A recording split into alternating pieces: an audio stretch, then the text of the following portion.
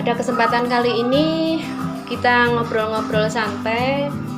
Yang ingin kita bahas untuk Mas Ali dulu nih, monggo. Kendala saat menangani pasien terkait pengobatan herbal saat ini pada pasien, bagaimana memberi solusinya? Ya, kalau saya pribadi gini ya Mbak ya. Nah, terkait kendala ini apabila saya melayani home care ini, kita ditelepon dengan jarak tempuh yang cukup jauh, sekitar misalnya 60 atau 40 kilo. Ya kalau jalannya cuma lurus saja, tidak belak-belok atau cuma belak-belok saja, tapi tidak naik turun gunung, ini sebetulnya tidak masalah. Nah, apabila kondisi pada saat naik turun gunung ini kadang-kadang dengan cuaca saat ini juga lagi tidak menentu, ini juga sebagai kendala. Ini yang pertama. Yang kedua, ini kendalanya, ini kondisi saat ini kan masa pandemi. Ya. Nah, masa pandemi seperti ini, apabila ada home care, kunjungan kepada pasien, ini kalau kita tidak tahu kondisinya ini sakit apa, ini juga kan kadang jadi pikiran. Kecuali was-was kalau gitu ya jadi was-was. Kecuali kalau sudah memberitahu dulu bahwa sakitnya ini, terus kadang-kadang misalnya melalui WA ini mengirim hasil labnya gitu, ya kita tidak masalah. Tapi kalau ya ini sakit tolong datang, nah apalagi itu. Ini ada gejala flu. Nah seperti itu. Nah itu kadang-kadang kita juga berpikir lebih banyak karena ya kondisi saat ini memang lagi pandemi. Nah seperti itu. Ya. Nah, kalau Mbak Yuni kendalanya juga sama ya, mungkin jarak ya. Jadi kalau jaraknya terlalu jauh, kita mungkin nyampe itu sudah capek duluan. Belum penanganan pasien itu sudah capek duluan. Terus yang kedua itu kalau menurut saya untuk pasien sendiri biasanya gini ya, kita harus menjelaskan dulu mungkin pasien itu punya keluhan atau keluhan yang mungkin riwayatnya tidak mau menceritakan, itu harus kita gali dulu. Iya, riwayat keluhannya. Jadi kita untuk penanganannya bisa nanti optimal. Ya. Kalau terkait pengobatan herbal saat ini, Pak, ini gimana cara memberi solusinya? Ya, kalau saya gini, manakala ada pasien yang datang atau saya harus ketemu, saya harus datang ke rumah beliaunya.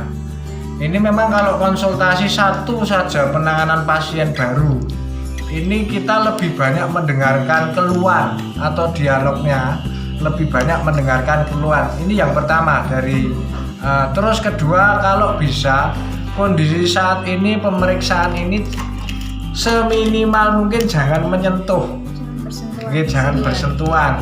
Ini, nah kecuali hal-hal tertentu yang memang harus disentuh, ya kita memang harus menjaga protokol kesehatan, gitu.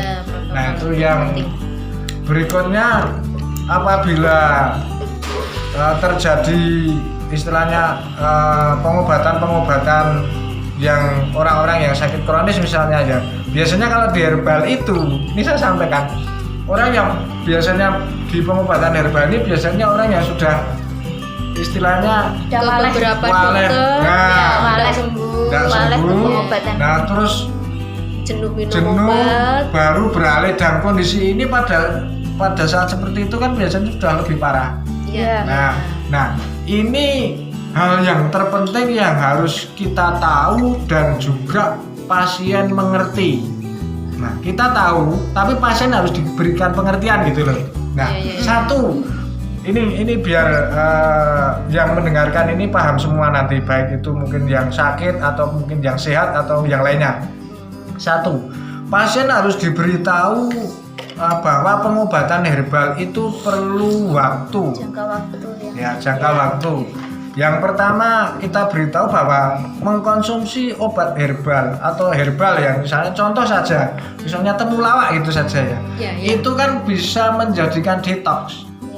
Nah, kita beri pengertian bahwa proses pengobatan herbal itu ada 4 tahapan, yaitu 1 adalah proses detoksifikasi atau proses pembuangan racun.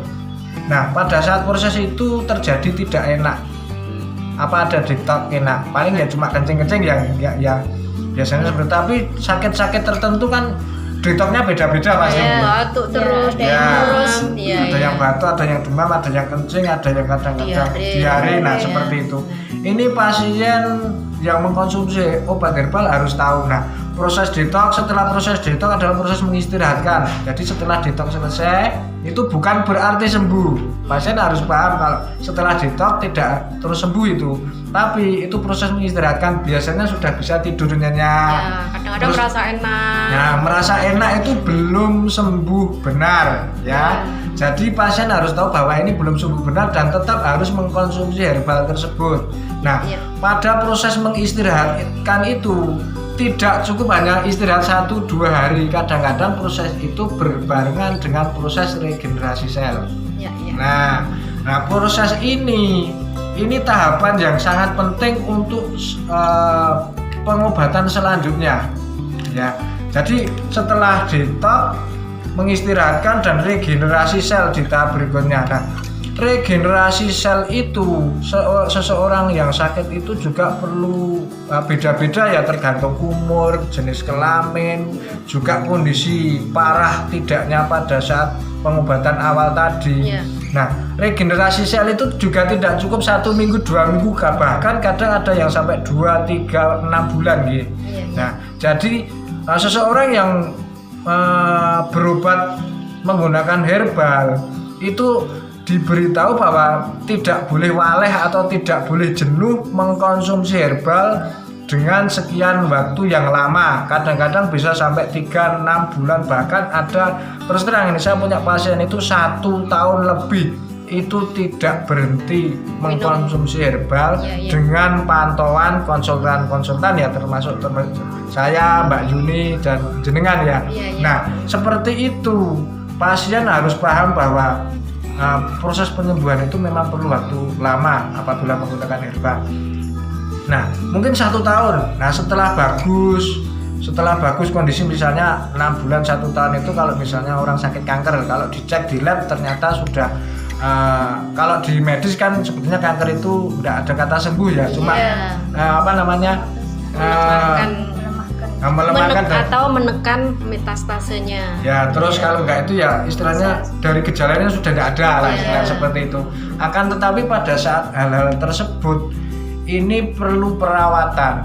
Ini yang terpenting. Nah, menyikapi pengobatan dengan herbal ini, cara perawatannya bagaimana? Seorang pasien kan harus sering komunikasi dengan konsultasi dengan kita kan, seperti itu. Ini salah satu yang istilahnya yang saya alami seperti itu. Jadi yang paling penting itu edukasinya. Edukasinya. Kalau Mbak ini bagaimana? Kalau saya hampir sama ya. Yang penting pasien itu aktif untuk konsultasi, itu saja. Soalnya sangat diperlukan seperti itu. Mungkin ada kendala sedikit apa ketika minum obat kan bisa langsung konsultasi. Kalau enggak konsultasi biasanya langsung diberhentikan karena ketakutan sendiri atau mungkin lupa yang telah disampaikan seperti apa, seperti itu. Kadang dengan konsultasi aja sudah mencapai kesembuhan sekian persen gitu ya Mas Ali ya. Itu terus dihentikan, nah itu malah jadi gagal pengobatan. Nah, betul memang.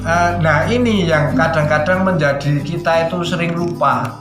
Nah, satu, kita sendiri sebagai istilahnya sebagai seorang konsultan atau seorang herbalis yang memberikan layanan kepada pasiennya secara herbal.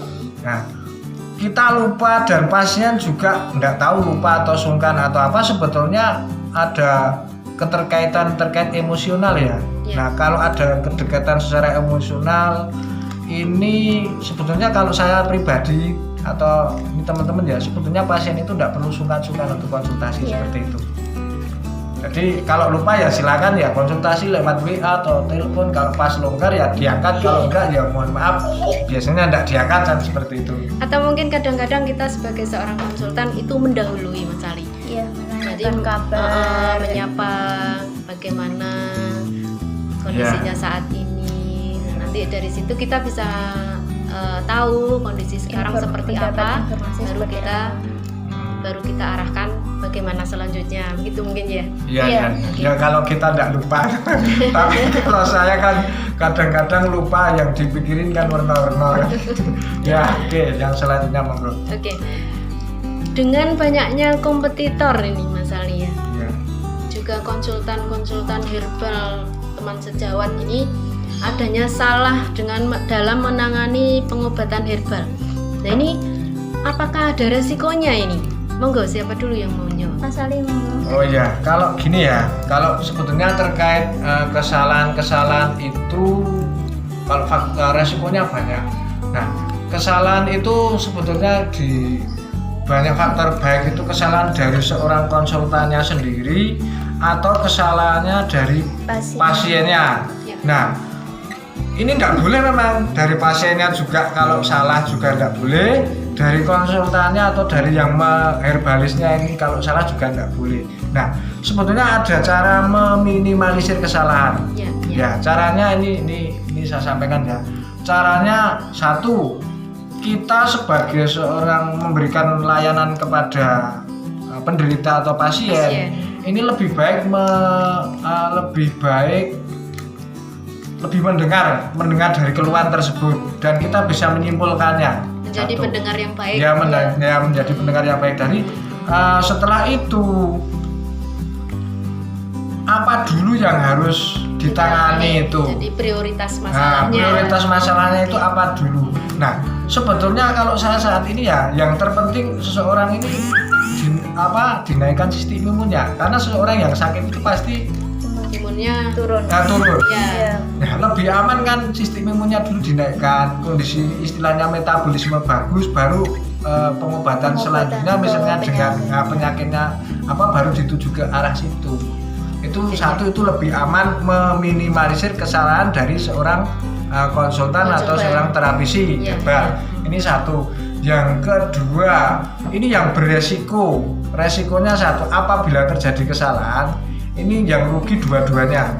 Iya. Satu, pasien jelas rugi. Ya, ya. Penderita jelas rugi. Satu, masih rugi waktu, rugi uang, ya. Terus yang kedua, kalau terjadi kesalahan, ini rugi juga bagi konsultan terapisi herbal tersebut atau bagi kita sebagai herbalis, kita pasti dirugikan. Kita pasti rugi, bukan rugi ke kita tapi rugi ke semuanya. Nah, satu, rugi, kita tidak dipercaya orang. Iya. Ya. Nah, kita nanti kedepannya tidak dipercaya orang, oh ternyata itu tidak beres, itu tidak benar.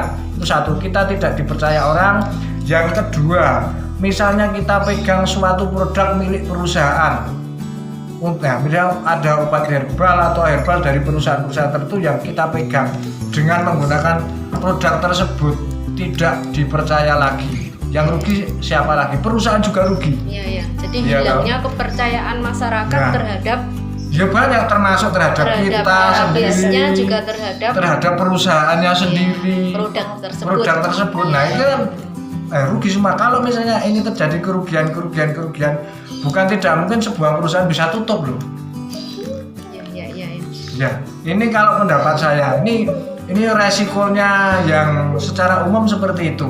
Jadi dua-duanya ya rugi. ada resiko. Iya. Ya. Kalau Pasien juga resiko, dia tidak percaya kepada kita, ya kan? Iya, Terus punya herbalnya kepercayaan. juga sudah tidak laku. Wah, ini herbal apa ini? pasiennya Sudah tidak sendiri kadang malah ini kerugiannya kan penyakitnya tidak sembuh-sembuh gitu. ya makanya itu rugi Oke. semua, perusahaan bisa rugi, ini semua juga bisa rugi. Nah, makanya sebetulnya untuk meminimalisir, satu, selain kita itu banyak mendengarkan terkait konsultasi, kita sendiri sebagai herbalis itu juga harus selalu belajar. Ya, harus selalu belajar. Tidak mungkin kita pasti harus selalu belajar, karena apa?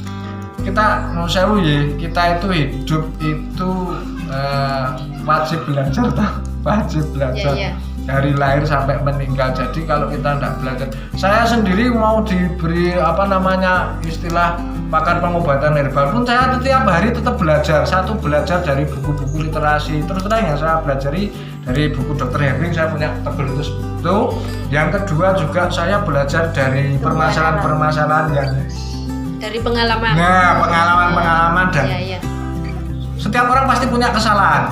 Iya. Ya, akan tetapi kalau kita bijak, ibarat orang kita lewat jalan situ salah, jangan sampai salah yang kedua Diulangi kali lagi. Benar. dengan hal yang sama. Kalau salah sampai kedua kali hal yang sama berarti itu orang bodoh. Iya. Udah, itu saja. Iya.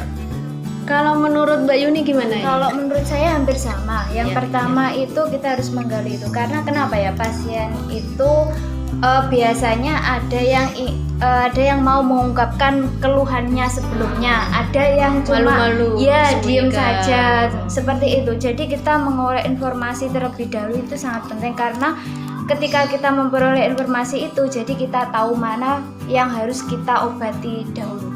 Ya. Seperti Jadi itu. intinya kita harus punya pengetahuan ke Iya. arah mana kita harus menanyakan si pasien, Iya, jadi baru sesuai kita, dengan ininya keluhannya gitu ya.